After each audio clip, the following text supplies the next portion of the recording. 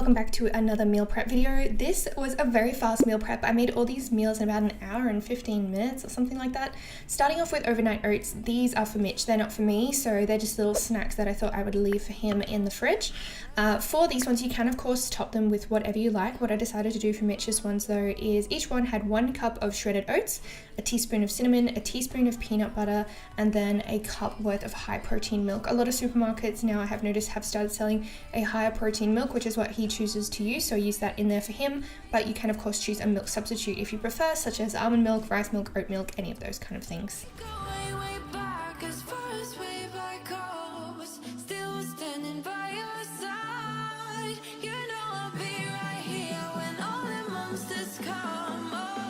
With a lot of the meals in today's video, you'll notice that I have cooked them more as like a base meal, and I'll add in extra carbs or I'll add in extra other toppings as I go to serve them. So I'll give you some suggestions as we go along.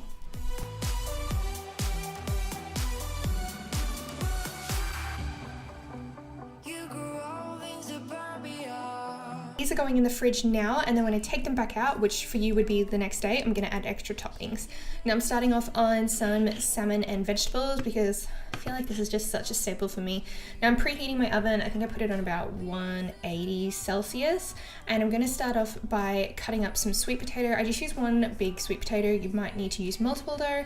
Chop that up into cubes and put it in a glass bowl. Then in the mixing bowl, I put a little bit of olive oil and some cayenne pepper, and I mix that through before I put it on the tray. And I typically bake my sweet potatoes for around somewhere between 35 and 40 minutes. That's the length of time that I like them cooked for.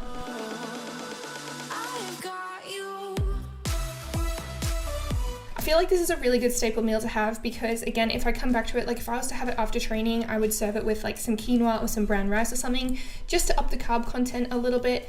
So I'm just making the base for now, and then later on I can come back and add whatever I want. So whether that's avocado, whether that's rice, whatever, it just means that I've got the base structure of the meal ready.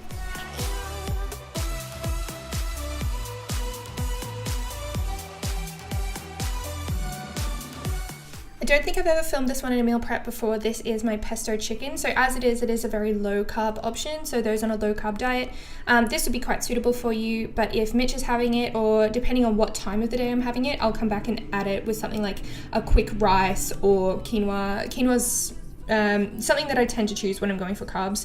Now I'm cutting up 4 chicken breasts because 2 of these are going to go in the pesto chicken dish and 2 of these are going to go into a chicken stir fry. So just dicing those up now, and then I'm going to put 2 frying pans on the stovetop.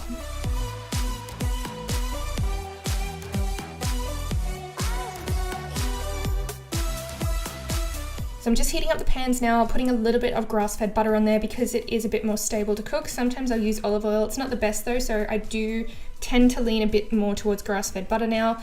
And I'm also getting that chicken stir fry started. So both the pans already have butter in it. Now I'm chopping up an onion, and I'm just gonna put this one into the stir fry pan.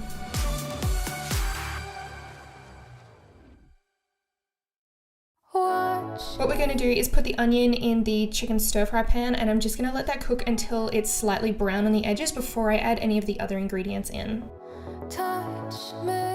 Putting half of that amount of chicken into the pesto chicken dish, and I'm going to let that cook. And of course, just making sure you're stirring things quite regularly.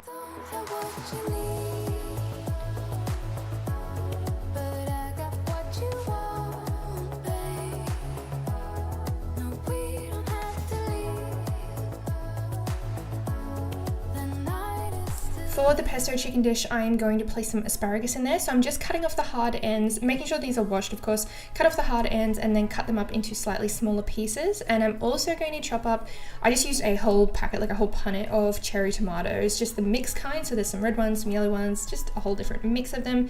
And soon we're going to pop that in the pan with the chicken.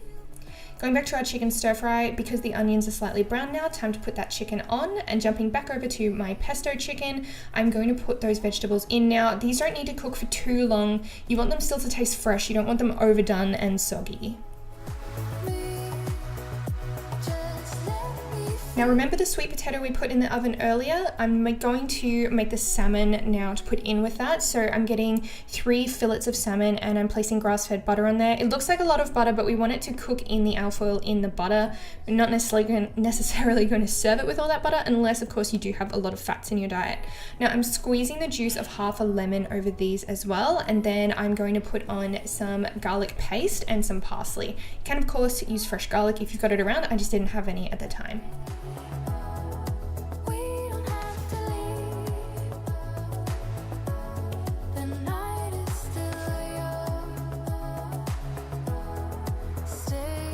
Then we're going to wrap these up and we're going to put them in the oven for around 15 to 20 minutes. It's just going to depend on your oven. Put them in for a little bit longer if they've got the skin on, because we want the skin to go nice and crispy.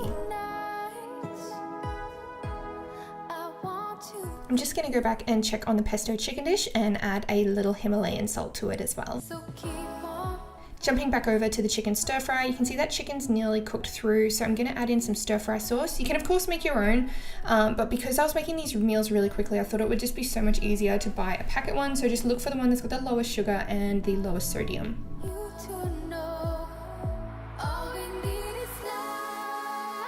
Now I'm also adding some coconut amino sauce to the stir fry as well, and then I'm just going to dump in a whole packet of frozen vegetables. If you're not aware, frozen vegetables do tend to keep their nutrients because most of the time they are snap frozen after being picking, so I just find it's a convenient option. Jumping back over to the pesto chicken, I'm adding in about half a small little jar of pesto, which looks like a lot, but because there's quite a few meals here, we're just going to work it all the way through the chicken and vegetables. Jumping back over to the left to the chicken stir fry, I've got a packet of low-cal cognac noodles, so they're low in carbs. They're good to just add in for a different texture, but again, if you want higher carbs in your dish, come back and add them in later. That's what I do anyway, and I'm just going to mix those through.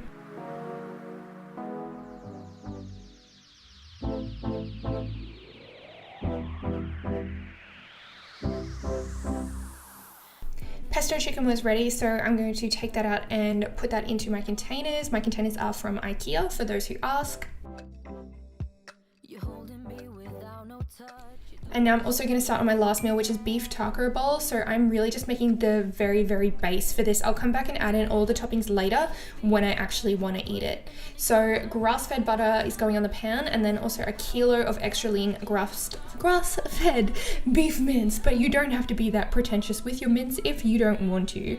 Then I'm going to add in 2 packets of taco seasoning and just let that cook for a little bit, and then I'm going to serve up the chicken stir fry. With the beef taco bowls, there's so many different ingredients and we eat ours different ways. Like, I'll let whoever is in the house eat some if they want it. So, you know, for different toppings, if you wanted, you could have sour cream or avocado or salsa or lettuce or whatever. So when you mix and match, you can really change the macros up. That's why I like just making it as a very simple base.